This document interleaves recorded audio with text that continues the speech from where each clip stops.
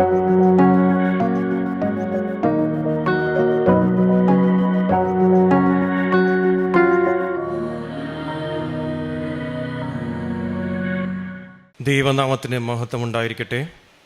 എൻ്റെ പേര് Sebastian വിവ്യൻ Roach. ഞാൻ കോട്ടപ്പുറം രൂപതയിലെ അരിപ്പാലം തിരുഹൃദയ ദേവാലയത്തിലെ ഒരു ഇടവകമാണ്. ഞാൻ കാഴ്ചയില്ലാത്തൊരു വ്യക്തിയാണ്. ഞാനൊരു അധ്യാപകനാണ്. കാഴ്ചയില്ലാത്ത വ്യക്തിയിൽ നിന്ന് അധ്യാപകന എത്തുമ്പോൾ നിങ്ങൾക്ക് മനസ്സിലാക്കാൻ സാധിക്കും എത്രത്തോളം ദൈവകൃപ എനിക്ക് ലഭിച്ചിട്ടുണ്ടെന്ന്. ആദ്യമേ തന്നെ ഈ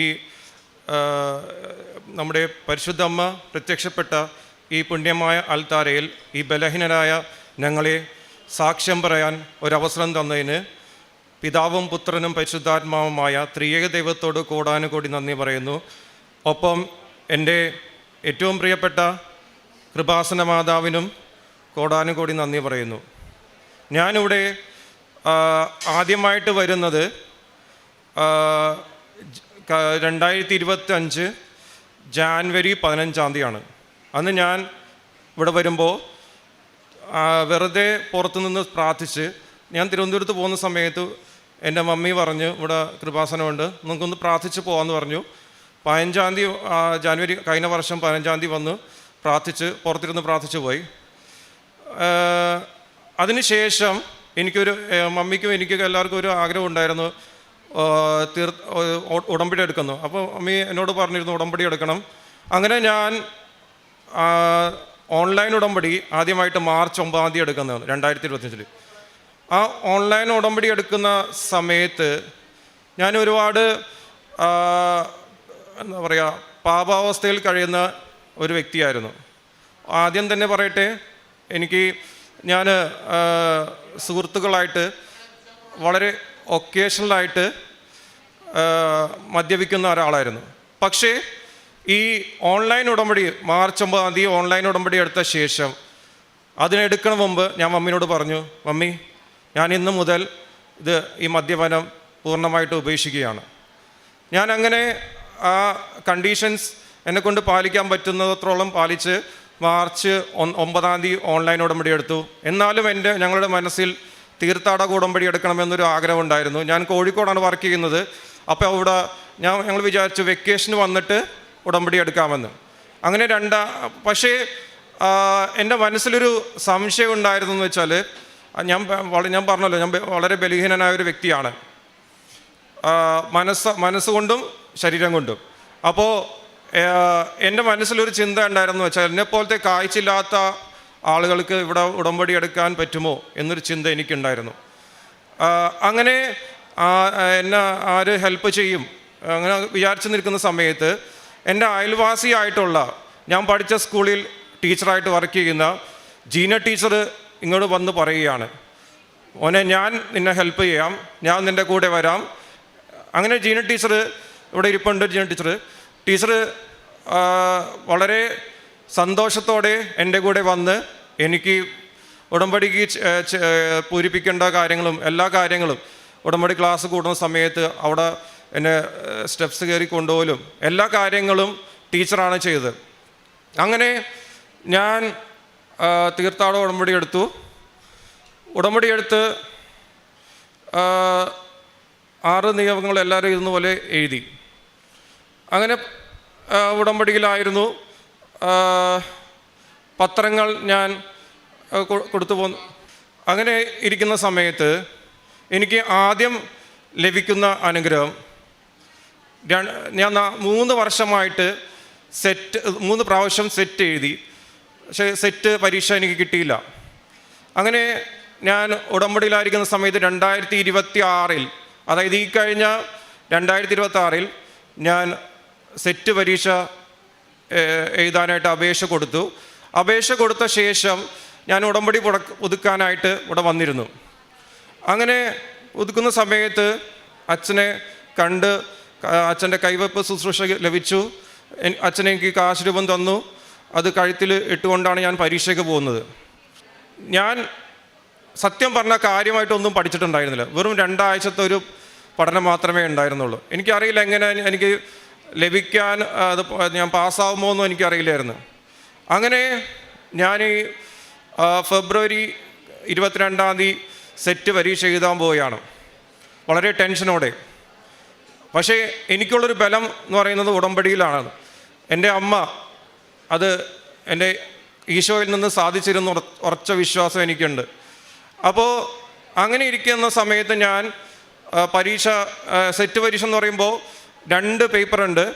ആദ്യത്തെ പേപ്പർ കാലത്തും പേപ്പർ 2 ഉച്ചയ്ക്കുമാണ്. അപ്പോൾ പരീക്ഷ തുടങ്ങുന്ന സമയത്ത് ഞങ്ങളെപ്പോലത്തെ ആൾക്കാർക്ക് ഒരു സ്ക്രൈബ് ഉണ്ടാവും. പരീക്ഷ ഞാൻ പറഞ്ഞു കൊടുക്കുമ്പോൾ എഴുതി തരാനായിട്ടൊരു സ്ക്രൈബ് ഉണ്ടാവും. അങ്ങനെ ഞാൻ ആ സ്ക്രൈബിനോട് പറഞ്ഞു, മോനെ പരീക്ഷ തുടങ്ങുന്ന സമയത്ത് എന്നോട് പേപ്പർ കിട്ടുന്ന സമയത്ത് ആൻസർ പേപ്പർ കിട്ടുന്ന സമയത്ത് എന്നോടൊന്ന് പറയണം. അപ്പം ഞാൻ പരീക്ഷ തുടങ്ങുന്ന മുമ്പ് വിശുദ്ധ തൈലം നെറ്റിയിൽ കുരിശ് വരച്ച് ഹാളിലേക്ക് കയറിയാണ് വിശ്വാസപ്രമാണം ചൊല്ലി. ആ വിശുദ്ധ തൈലം എടുത്ത് ആൻസർ ഷീറ്റിൽ കുരിശ് വരച്ച് വിശ്വാസപ്രമാണം ചൊല്ലി. ഞാൻ എന്നും എൻ്റെ മനസ്സിൽ സൂക്ഷിക്കുന്നതും അത് അച്ഛനെപ്പോഴും പറയുന്നത് പോലെ not by merit but by grace എന്ന് ഞാൻ പറഞ്ഞു. അതുപോലെ തന്നെ എനിക്ക് ഏറ്റവും ഇഷ്ടപ്പെട്ടൊരു തിരുവചനമാണ് റോമ 10:9. അത് ഞാൻ എൻ്റെ കുടുംബത്തിലും എല്ലാവരോടും ആവർത്തിച്ച് അവരെല്ലാ ദിവസവും ചെല്ലുന്ന ഒരു വചനമാണ്. അങ്ങനെ പറഞ്ഞ് പ്രാർത്ഥിച്ച് ഈ 2 സെഷനിലും 2 പേപ്പറിലും ഞാൻ തുടങ്ങുമ്പോഴും അവസാനിക്കുമ്പോഴും വിശ്വാസപ്രമാണം ചൊല്ലി കുരിശ് വരച്ച്, പേപ്പറിൽ കുരിശ് വരച്ച്, മാതാവേ ഇത് മാതാവിൻ്റെ കയ്യിൽ ഏൽപ്പിക്കുകയാണ്, ഇത് കർത്താവിന് കൊടുത്തിട്ട് എനിക്ക് വിജയിക്കാൻ പറ്റുന്ന മാർക്ക് തരണമേ എന്ന് പ്രാർത്ഥിച്ചു. അങ്ങനെ ദിവസങ്ങൾ കടന്നുപോയി. കുറച്ച് കഴിഞ്ഞപ്പോൾ ഈ സെറ്റിൻ്റെ പ്രൊവിഷണൽ ആൻസർ കീ വന്നു, താൽക്കാലിക ആൻസർ കീ വന്നു. അപ്പോൾ ഞാൻ എൻ്റെ വൈഫ് അത് കൂട്ടി നോക്കിയ സമയത്ത് ഞങ്ങൾക്ക് വേണ്ട മാർക്ക് 96 മാർക്കാണ്.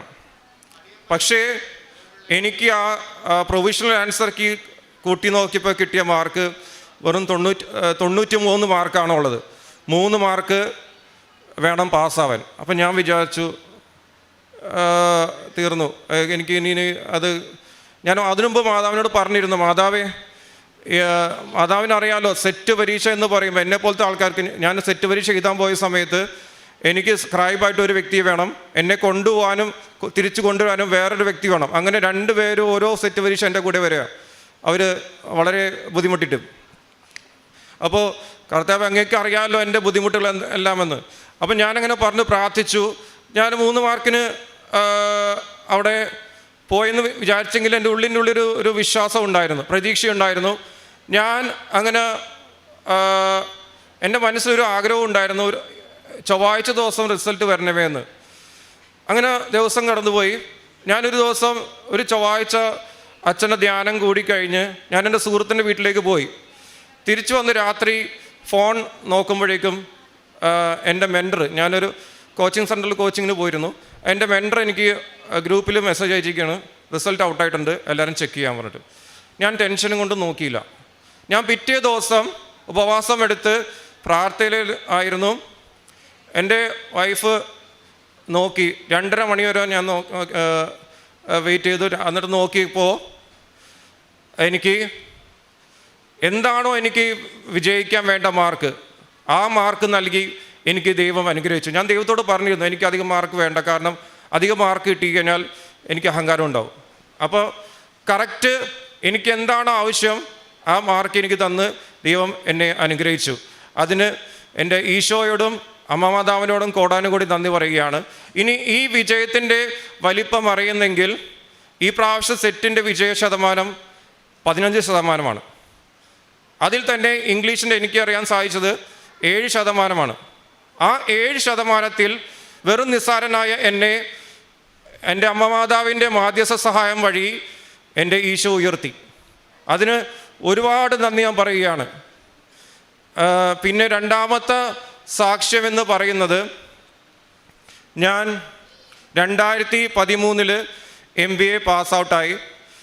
ഞാൻ ആ MBA പാസ്സാവുന്നത്, ഞാൻ 2005 MBAയുടെ അഡ്മിഷൻ എടുക്കുന്നത്. പക്ഷേ എനിക്ക് ഞാൻ പറഞ്ഞല്ലോ ബ്ലൈൻഡ് ആയതുകൊണ്ട് സ്വയമേ എക്സാം എഴുതാൻ പറ്റില്ല. അപ്പോൾ ഞാൻ ഞാൻ പഠിച്ച യൂണിവേഴ്സിറ്റിയിൽ എക്സാമിന് സ്ക്രൈബിന് ലഭിക്കാൻ വേണ്ടി ഞാൻ ഒരുപാട് അപേക്ഷിച്ചിട്ടും എനിക്ക് അത് ലഭിച്ചില്ല. ഞാൻ അവസാനം മമ്മിയായിട്ട് യൂണിവേഴ്സിറ്റിയിൽ പോയി അവരോട് വളരെ ദയനീയമായി സംസാരിച്ചു. ഒന്ന് ഇത് പാസ്സാക്കി തരണേ, ഒരു സ്ക്രൈബിന് തരണേന്ന് പറഞ്ഞു. പക്ഷേ അവർ കട്ട് ആൻഡ് റൈറ്റായിട്ട് പറഞ്ഞു ഞങ്ങൾക്ക് തരാൻ പറ്റില്ല. 80% മേലെ കാഴ്ചക്കുറവുണ്ടായാൽ മാത്രമേ നിങ്ങൾക്ക് ഒരു സ്ക്രൈബിനെ തരാൻ പറ്റുള്ളൂ. സാധാരണ 40% 40% ഉണ്ടായ ആൾക്കാർക്ക് സ്ക്രൈബിന് ലഭിക്കുന്നതാണ്. എനിക്ക് അതുവരെ ലഭിച്ചിട്ടുണ്ട്. ഞാൻ ആ യൂണിവേഴ്സിറ്റിയുടെ പേര് പറയുന്നില്ല. പക്ഷേ ആ യൂണിവേഴ്സിറ്റിയിൽ വീണ്ടും ഞാൻ പരീക്ഷ എഴുതി. ദൈവത്തിൻ്റെ അറിയാലോ, ഞാൻ കാഴ്ചയില്ലാത്തൊരു വ്യക്തി. എം ബി എക്ക് ഒരുപാട് കണക്കും കാര്യങ്ങളൊക്കെ ഉണ്ടാവും. ഞാനെന്ന മനുഷ്യന് എനിക്ക് ഒരിക്കലും വിചാരിച്ച് നടക്കാൻ പറ്റാത്ത സംഭവമാണ്. അവിടെയും ദൈവം എൻ്റെ അവസ്ഥ മനസ്സിലാക്കി എന്നെ അവിടെ വിജയിപ്പിക്കുകയാണ്. പക്ഷേ പിന്നീട് ഞാൻ ഒറിജിനൽ സർട്ടിഫിക്കറ്റ് വേണ്ടി അപ്ലൈ ചെയ്തിട്ടുണ്ടായില്ല. വർഷം കടന്നുപോയി 12 വർഷത്തിന് ശേഷമാണ് ഞാൻ അപ്ലൈ ചെയ്യുന്നത്. അപ്പോഴും എൻ്റെ മനസ്സിൽ കിടക്കുന്നത് ഞാൻ അപ്ലൈ ചെയ്യുമ്പോൾ ഞാൻ കണ്ടുമുട്ടാൻ പോകുന്നത് ആ പഴയ ആൾക്കാരെ തന്നെയായിരിക്കില്ലേ. ഉറപ്പായിട്ടും 12 വർഷം കഴിഞ്ഞാൽ അവർ മുടക്കം പറയും. എന്തുകൊണ്ട് അപേക്ഷിച്ചില്ല, ഇനിയിപ്പോൾ തരാൻ പറ്റൂല, അങ്ങനെ വല്ലതും മുടക്കം പറയുമെന്ന് ഞാൻ വിചാരിച്ചു. പക്ഷേ എനിക്കുണ്ടായിരുന്ന ഒരു ബലം എന്ന് പറയുന്നത് എൻ്റെ അമ്മ മാതാവ് വഴി ഞാൻ ഈശോയിൽ ചെയ്ത ഉടമ്പടിയാണ്. അപ്പോൾ ഞാൻ പ്രാർത്ഥിച്ചുകൊണ്ട് വിശ്വാസപ്രമാണം ചൊല്ലിക്കൊണ്ട് ഞാൻ അപേക്ഷിക്കുകയാണ്. അപേക്ഷിച്ചപ്പോൾ എൻ്റെ മാർക്ക് ലിസ്റ്റ് ഒരു മിസ്സിംഗ് ആണ്. അപ്പം ഞാനിത് കോണ്ടാക്ട് ചെയ്ത സമയത്ത് ആ യൂണിവേഴ്സിറ്റിയിൽ കോണ്ടാക്ട് ചെയ്ത സമയത്ത് ആ സാറ് പറഞ്ഞത്, ഞാൻ വളരെ പേടിച്ചിട്ടാണ് വിളിക്കുന്നത് എന്തായിരിക്കും റെസ്പോൺസ് എന്നറിയാൻ. പക്ഷേ ആ സാറ് വളരെ മൈൽഡായിട്ട് പറഞ്ഞു, നിങ്ങളൊന്നും കൊണ്ടും പേടിക്കണ്ട, നിങ്ങൾക്ക് ഞാൻ വേണ്ട കാര്യങ്ങൾ ചെയ്തു തരും, പ്രശ്നമൊന്നും വേണ്ട, നിങ്ങൾ ഇന്ന കാര്യങ്ങൾ എനിക്ക് അയച്ചു തന്നാൽ മതി, അല്ലെങ്കിൽ മെയിൽ ചെയ്ത് തന്നാൽ മതി. അങ്ങനെ അച്ഛൻ പറയുന്നത് പോലെ അവിടെ നമ്മുടെ ഭാരം ലഘൂകരിച്ച് തന്നു. ഒരിക്കലും ഞാൻ വളരെ പ്രയാസം നേരിടുമെന്ന് കരുതിയ ആ ഒരു സർട്ടിഫിക്കറ്റ്, എനിക്ക് ഡ്യൂപ്ലിക്കേറ്റ് സർട്ടിഫിക്കറ്റ് പെട്ടെന്ന് വരികയും മാർക്ക് ലിസ്റ്റ് പെട്ടെന്ന് വരികയും കൺസോളിഡേറ്റഡ് മാർക്ക് ലിസ്റ്റ് അപേക്ഷിച്ച് അത് പെട്ടെന്ന് വരികയും ഒറിജിനൽ സർട്ടിഫിക്കറ്റ് എൻ്റെ കയ്യിൽ ഭദ്രമായിട്ട് ഈശോയിലൂടെ മാതാവ് എനിക്ക് തന്നു. അതിനും ഞാൻ എൻ്റെ ഈശോയോടും കൃപാസന മാതാവിനോടും കോടാനുകോടി നന്ദി പറയുന്നു. ഇതെല്ലാം എനിക്ക് ലഭിക്കുന്നത് ഉടമ്പടിയിൽ ആയിരിക്കുന്ന സമയത്താണ്. ഇനി മൂന്നാമത്തെ അനുഗ്രഹം എന്ന് പറയുന്നത്, എൻ്റെ വൈഫ് ആദ്യ തവണ ഡ്രൈവിംഗ് ടെസ്റ്റ് എഴുതിയ സമയത്ത്, ഡ്രൈവിംഗ് ടെസ്റ്റ് പങ്കെടുക്കുന്ന സമയത്ത് അത് കിട്ടിയില്ല. പിന്നെ 4 വീലറിൻ്റെ ലൈസൻസ് കിട്ടിയില്ല, ടെസ്റ്റ് കിട്ടിയില്ല. അതിനുശേഷം ഞങ്ങൾ കോഴിക്കോട് വന്ന് വീണ്ടും ട്രെയിനിങ് എടുത്തു, ഡേറ്റ് എടുത്തു. ടെസ്റ്റിന് പോകുന്ന സമയത്ത് മുമ്പ് ഞാൻ മാതാവിൻ്റെ വെഞ്ചരിച്ച വിശുദ്ധ തൈലം വിശ്വാസ പ്രമാണം ചൊല്ലി നെറ്റിയിൽ കുരിശു വരച്ചു. ഒപ്പം വിശുദ്ധ ഉപ്പ് എൻ്റെ വൈഫിൻ്റെ കയ്യിൽ കൊടുത്തയക്കുകയും ചെയ്തു. അത്ഭുതകരമെന്ന് പറയട്ടെ, ഒരു പ്രയാസം കൂടാതെ വൈഫ് 4 വീലർ ലൈസൻസ് ടെസ്റ്റ് പാസ്സാവുകയും ചെയ്തു. ഇതെല്ലാം ദൈവത്തിൻ്റെ കൃപ ഒന്നുകൊണ്ട് മാത്രമാണ്. അവിടെ മാതാവിൻ്റെ ശക്തമായ ഇടപെടലുണ്ട്. ഇനി എൻ്റെ 4ാമത്തെ സാക്ഷ്യം എന്ന് പറയുന്നത് എൻ്റെ 2ാമത്തെ മകനെക്കുറിച്ചാണ്. എൻ്റെ 2ാമത്തെ മകൻ 1ാം ക്ലാസ്സിൽ പഠിക്കുകയാണ്. അവൻ തൊട്ടടുത്ത സ്കൂളിലാണ് പഠിക്കുന്നത്. അവിടെ ആ സ്കൂളിനൊരു 102 വർഷം പഴക്കമുണ്ട്. ആ 102 വർഷം പഴക്കമുള്ള സ്കൂളിൽ സബ് ജില്ലാ കലോത്സവം വേറെ സ്കൂളിൽ വെച്ച് നടക്കുകയുണ്ടായിരുന്നു. അപ്പോൾ ആ സ്കൂളിൽ കുറേ കുട്ടികൾ അവിടെ പങ്കെടുക്കുകയും ചെയ്തു. ആകെ 2 തവണ മാത്രമാണ് ആ സ്കൂളിൽ സമ്മാനം ലഭിച്ചിട്ടുള്ളത്. അങ്ങനെ ഈ വർഷം എൻ്റെ മോൻ ഉൾപ്പെട്ട റിലേറ്റീവിന് സെക്കൻഡ് ലഭിക്കുകയും ചെയ്തു. ഇതുപോലെ തന്നെ ഞാൻ എൻ്റെ മോൻ പങ്കെടുക്കുന്നതിന് മുമ്പ് വിശ്വാസ പ്രമാണം ചൊല്ലി വിശുദ്ധ തൈലം നെറ്റിയിൽ പുരട്ടുകയും കയ്യിലും കാലിലും പുരട്ടുകയും തേനും ഉപ്പും നൽകി അവന് വിടുകയും ചെയ്തു. ഇതാണ് എൻ്റെ 4ാമത്തെ സാക്ഷ്യം. ഇനി ഇതിനേക്കാൾ ഉപരി ഇതെല്ലാം ബ്ലെസ്സിങ്സ് ആണ്. എനിക്ക് ദൈവത്തിൻ്റെ ഒരു പ്രസൻസ് എല്ലാവർക്കും ഇവിടെ എന്താ പറയുക സുഗന്ധാഭിഷേകവും എല്ലാം കിട്ടുമ്പോൾ ഞാനും ആഗ്രഹിച്ചിട്ടുണ്ട് എനിക്ക് സുഗന്ധാഭിഷേകം ലഭിക്കണമെന്ന്.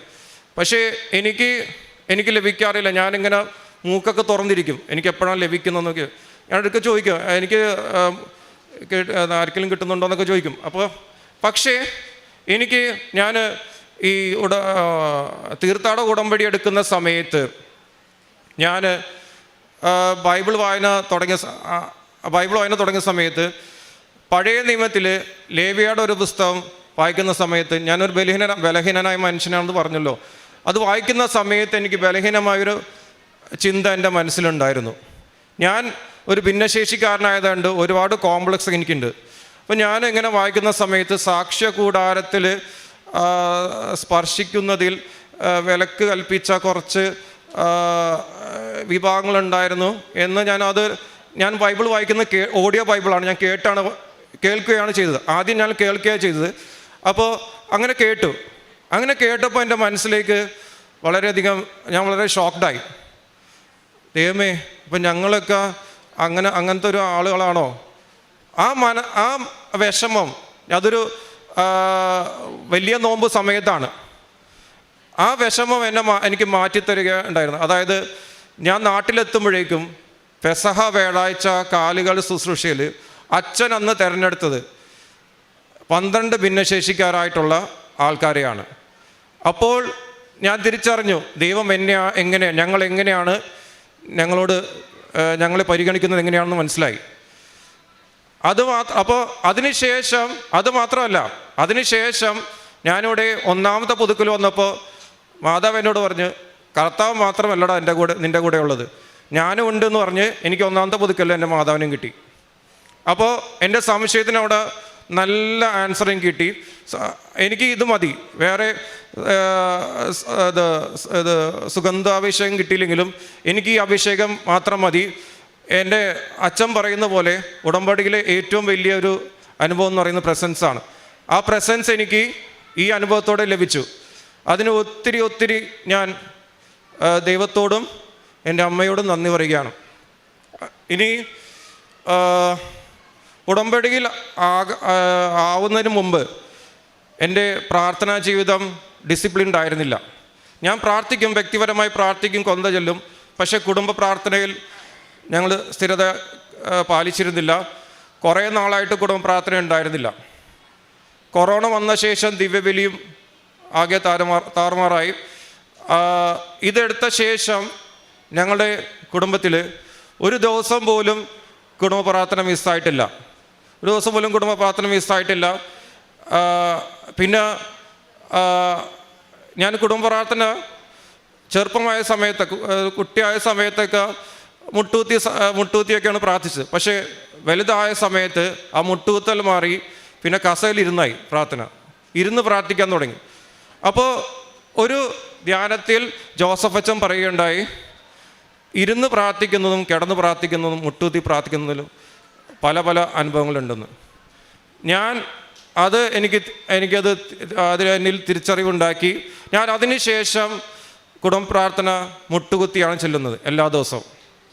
പിന്നെ ഞാൻ കോഴിക്കോടാണ് വർക്ക് ചെയ്യുന്ന പറഞ്ഞല്ലോ. അപ്പോൾ അവിടെ നിന്നൊരു 12 കിലോമീറ്റർ മാറിയിട്ടാണ് പള്ളിയുള്ളത്. എനിക്ക് എല്ലാ ദിവസവും പങ്കെടുക്കാൻ പറ്റാത്തില്ല, ഞായറാഴ്ച പോലും പങ്കെടുക്കാൻ പറ്റാത്ത അവസ്ഥയിൽ പോയി. അപ്പം ഞാൻ എന്ത് ചെയ്തു, ഞാൻ ഈ പ്രാവശ്യം ഇതിനു മുമ്പത്തെ ഉടമ്പടി, അതായത് 2ാമത്തെ ഉടമ്പടി പുതുക്കിയ സമയത്ത് ഞാൻ ഒരു തീരുമാനം എടുത്തു. അതായത് എങ്ങനെയെങ്കിലും ഞായറാഴ്ച ദിവസം ഞാൻ ഓട്ടോറിക്ഷ വിളിച്ചിട്ടായാലും ഞാൻ കുർബാനയ്ക്ക് പങ്കെടുക്കുമെന്ന് ഞാൻ ഉറപ്പിച്ചു. അങ്ങനെ ഈ ദിവ്യവേലയിൽ പങ്കെടുക്കാൻ എനിക്ക് ദൈവമായിട്ട് ഒരവസരം തന്നു. ഞങ്ങൾക്ക് കുടുംബത്തോടെ എല്ലാ ഞായറാഴ്ചയും പോകാനായിട്ട് വളരെ ക്ഷമയോടെ ഞങ്ങളെ കൊണ്ടുവരാനും ഒരാളെ ദൈവം ഏർപ്പെടുത്തി തരികയും ചെയ്തു. അതിനും ഞാൻ നന്ദി പറയുകയാണ്. അങ്ങനെ പിന്നെ വേറൊരു കാര്യം എന്ന് വെച്ചാൽ, ഞാൻ ഇതുപോലെ തന്നെ ചെറുപ്പത്തിൽ എനിക്ക് ചെറിയ കാഴ്ചകൾ, കുറച്ച് കാഴ്ച കുറവുണ്ടായുള്ളൂ. അപ്പോൾ എനിക്ക് ഒറ്റയ്ക്ക് നടക്കാനുള്ളൊക്കെ ഒരു ശേഷി ഉണ്ടായിരുന്നു. ആ സമയത്തൊക്കെ ഞാൻ ഒറ്റയ്ക്ക് പള്ളിയിൽ പോകുമ്പോൾ ഞാൻ സ്വയമേ ദിവ്യകാരുണ്യം സ്വീകരിക്കാനായിട്ട് പോകുമായിരുന്നു, ആരുടെയും സഹായമില്ലാതെ. പക്ഷേ എനിക്കിപ്പോൾ കാഴ്ച ഇല്ലാത്തത് കൊണ്ട് എനിക്കൊരാളുടെ ഹെൽപ്പ് വേണം. അപ്പം ഞാൻ ഈ ആൾക്കാരുടെ മുന്നിൽ ഇങ്ങനെ ഒരാളുടെ കയ്യും പിടിച്ചിങ്ങനെ തപ്പി നടക്കുന്ന നടക്കുമ്പോൾ എനിക്ക് ഭയങ്കര പ്രയാസമായിരുന്നു. പക്ഷേ ഈ ഉടമ്പടിയിൽ എടുത്ത ശേഷം അങ്ങനെ ഒരു പ്രയാസമില്ല. എനിക്ക് വളരെ സന്തോഷമായിട്ട് എനിക്ക് ദിവ്യകാരുണ്യം സ്വീകരിക്കാനായിട്ട് ദൈവം അവസരം തരുന്നുണ്ട്. എനിക്ക് 41 വയസ്സായി. ഞാൻ 40 വർഷവും ഒരു ഉപവാസമോ വലിയ നോമ്പോ അല്ലെങ്കിൽ ചെറിയ നോമ്പോ ഒന്നും എടുത്തിട്ടില്ല. ഞാൻ കുറച്ച് ദിവസം നോമ്പെടുക്കും, എന്തെങ്കിലും നോൺ വെജ് കാണുമ്പോൾ അവിടെ തീർന്നു, പിന്നെ എൻ്റെ നോമ്പ് തീർന്നു.